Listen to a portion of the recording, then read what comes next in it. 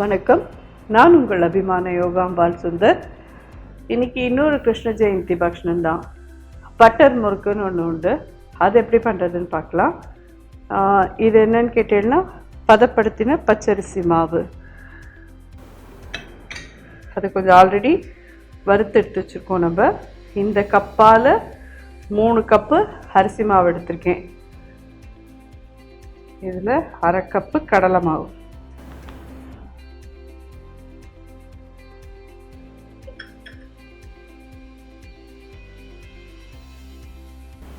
இதில் 1/4 கப்பு இது பொட்டுக்கடலையை மிக்சியில் போட்டு பொடி பண்ணி வச்சுருக்கேன்.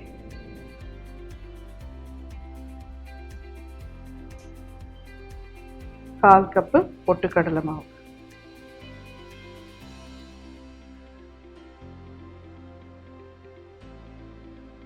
ஜீரகம் ஜீரகம் வேண்டாங்கிறவா எள்ளு போட்டுக்கோங்க, உங்கள் சௌரியம்.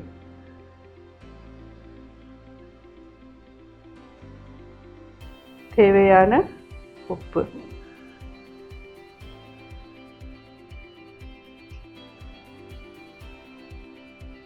இது பட்டர் முறுக்கு. ஸோ நம்ம வெண்ணெய் தான் போட்டு பண்ணணும், எண்ணெய் காய்ச்சி விட்டுறாதீங்க. நல்லா 1 டேபிள் ஸ்பூன் 1.5 டேபிள் ஸ்பூன் கிட்ட போட்டிருக்கேன். பெருங்காயப்பொடி 1/2 ஸ்பூன். அடுப்பை பற்ற வச்சுக்கலாம்.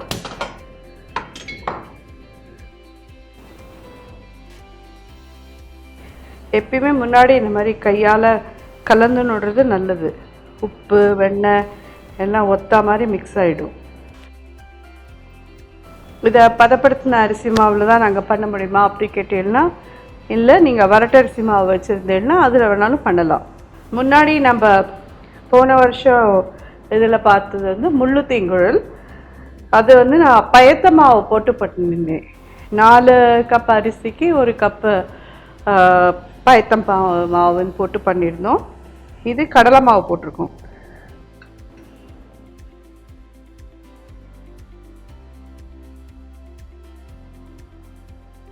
தண்ணி எப்பயுமே நிதானமாக பார்த்து பார்த்து விட்டு இது பண்ணிக்கோங்க. ஒரேடியாக விட்டுட்டேன்னா மாவு ரொம்ப லூஸாக போயிடும்.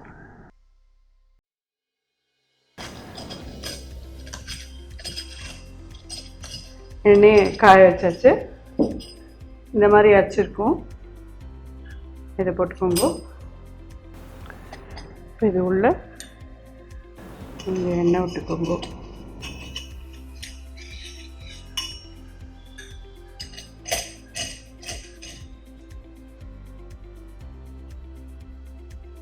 ஒரு சின்ன பிள்ளையார்,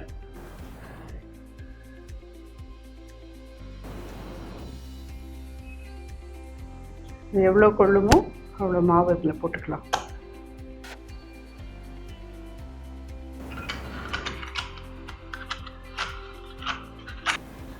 ஸோ அதுக்குள்ளே ஃபில் பண்ணியாச்சு. எண்ணெய் காஞ்சுட்டு தான் பார்க்கலாம்.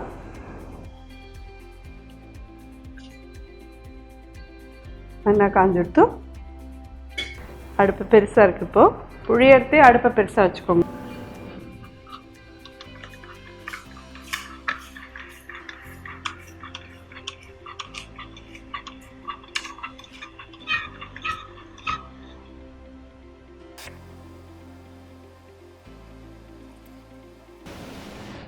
பட்டர் முறுக்குங்கிறது உங்களுக்கு எப்பயும் ஷேப்போடலாம் இருக்காது, தூள் தூளாக தான் இருக்கும். அது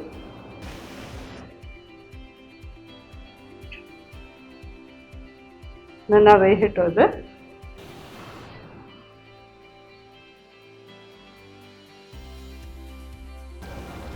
பார்த்தீங்கன்னா நல்லா ஓசையெல்லாம் அடங்கிட்டு இப்படி உதிராக தான் இருக்கும். அது பட்டர் முறுக்குங்கிறது.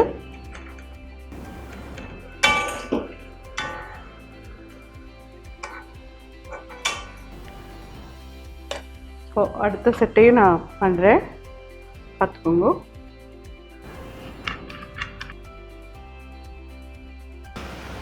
இது ரெடி ஆகிடுச்சு. நான் இது ஒன்று உங்களுக்கு உடச்சி காமிக்கிறேன். இப்படி சாஃப்டாக உடையிறது பாருங்க.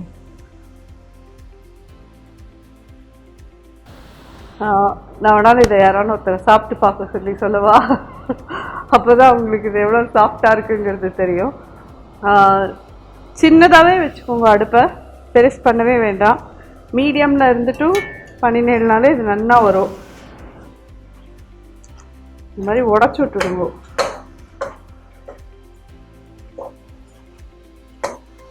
இதுக்குன்னு நாங்கள் இந்த மாதிரி அச்சு வாங்கிக்கணுமா அப்படின்னு கேட்காதீங்க. உங்கள்கிட்ட இருக்கிற அச்சில் இந்த ஸ்டார் அச்சு இருக்கும், அதை போட்டு நீங்கள் பண்ணலாம்.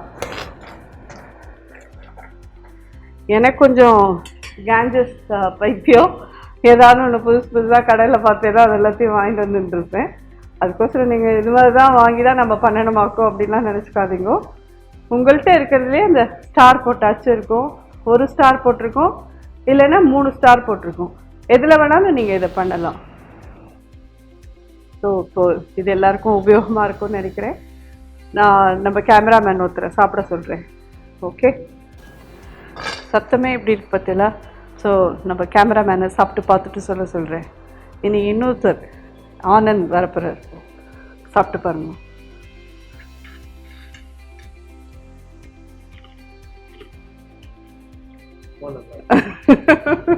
கரகரன்னு சத்தம் உங்கள் காதில் எல்லாம் விழுந்திருக்குன்னு நினைக்கிறேன் நான்.